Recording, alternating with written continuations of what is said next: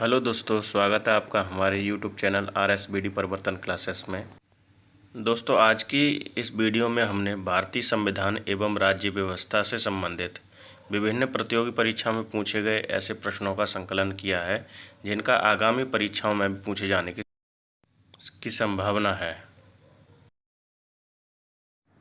प्रश्न संख्या प्रथम, किस अधिनियम द्वारा ईस्ट इंडिया कंपनी में गवर्नर जनरल का पद सृजित किया गया? 1773 के रेगुलेटिंग एक्ट, 1726 का राजलेख, 1600 ईस्वी का राजलेख, डी पिट्स इंडिया एक्ट 1784। तो दोस्तों, इसका सही उत्तर है ऑप्शन ए 1773 रेगुलेटिंग एक्ट। अब बात करते हैं प्रश्न संख्या 2, कोलकाता में उच्चतम न्यायालय की स्थापना किस अधिनियम द्वारा की गई? ऑप्शन ए है पिट्स इंडिया एक्ट 1784 द्वारा, ऑप्शन बी 1600 ईस्वी के चार्टर द्वारा, ऑप्शन सी रेगुलेटिंग एक्ट 1773 द्वारा, या ऑप्शन डी इनमें से कोई नहीं। तो दोस्तों, इसका सही उत्तर है रेगुलेटिंग एक्ट 1773 द्वारा, ऑप्शन सी सही है इसका। आइए अब बात करते हैं प्रश्न संख्या 3 की। किस अधिनियम द्वारा भारत के गवर्नर जनरल एवं उसकी काउंसिल को नियम एवं अध्यादेश जारी करने की शक्तियां प्रदान की गईं? ऑप्शन ए है चार्टर एक्ट 1793 द्वारा, चार्टर एक्ट 1784 द्वारा, रेगुलेटिंग एक्ट 1773 या 1833 द्वारा। तो दोस्तों, इसका सही उत्तर है ऑप्शन सी रेगुलेटिंग एक्ट 1773 द्वारा। बात करते हैं प्रश्न संख्या 4, ईस्ट इंडिया कंपनी पर संसदीय नियंत्रण का प्रथम प्रयास किस अधिनियम द्वारा किया गया?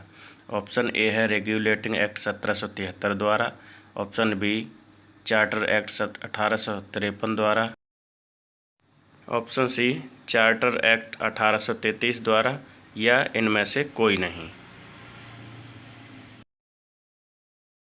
तो दोस्तों, इसका सही उत्तर है ऑप्शन ए रेगुलेटिंग एक्ट 1773 द्वारा। तो अगला प्रश्न है, हम फिलहाल संविधान निर्मात्री सभा से जाने के निर्णय के अलावा अन्य किसी बात से बंधे नहीं हैं। उपर्युक्त कथन किसका है? ऑप्शन ए मौलाना आज़ाद का, ऑप्शन बी जवाहरलाल नेहरू का, ऑप्शन सी M.A. जिन्ना का, या ऑप्शन डी सरदार पटेल का। दोस्तों, इसका सही उत्तर है ऑप्शन सी M.A. जिन्ना। दोस्तों, यह प्रश्न BEO एग्ज़ाम 2003 में भी पूछा गया है। दोस्तों, अब बात करते हैं अगले प्रश्न की। किस अधिनियम के द्वारा ब्रिटिश संसद ने चाय और चीन के साथ व्यापार को छोड़कर ईस्ट इंडिया कंपनी के भारत के साथ व्यापारिक एकाधिकार को समाप्त कर दिया? ऑप्शन ए 1813 का चार्टर अधिनियम, ऑप्शन बी 1833 का चार्टर अधिनियम, ऑप्शन सी 1853 का चार्टर अधिनियम, ऑप्शन डी 1873 का चार्टर अधिनियम। तो दोस्तों, इसका सही उत्तर है ऑप्शन ए 1813 का चार्टर अधिनियम। अब बात करते हैं अगले प्रश्न की। भारत को एक संविधान देने का प्रस्ताव संविधान सभा द्वारा पारित किया गया था 22 जनवरी 1946 को, 22 जनवरी 1947 को, 20 फरवरी 1947 को, या 26 जुलाई 1947 को। दोस्तों, यह BEO एग्ज़ाम 2006 में भी प्रश्न पूछा गया है। इसका सही उत्तर है 22 जनवरी 1947, ऑप्शन बी। अब बात करते हैं प्रश्न संख्या 8 की। किस अधिनियम ने भारतवासियों को अपने देश के प्रशासन में कुछ हिस्सा लेना संभव बनाया? Option A chartered act 1833, option B chartered act 1853, option C Indian council act 1861, option D government of India act 1858। दोस्तों, इसका सही उत्तर है ऑप्शन ए चार्टर्ड एक्ट 1833।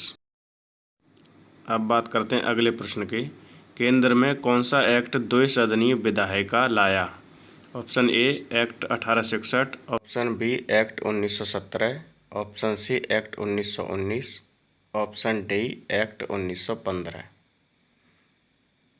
तो दोस्तों इसका सही उत्तर है ऑप्शन सी 1919 एक्ट। दोस्तों अब बात करते हैं अगले प्रश्न की। निम्नलिखित में से किस अधिनियम द्वारा भारत में संघीय न्यायालय की स्थापना की गई थी? ऑप्शन ए भारत परिषद अधिनियम 1861, ऑप्शन बी भारत सरकार अधिनियम 1909, ऑप्शन सी भारत सरकार अधिनियम 1919, ऑप्शन डी उपरोक्त में से कोई नहीं। दोस्तों इसका सही उत्तर है ऑप्शन डी उपरोक्त में से कोई नहीं।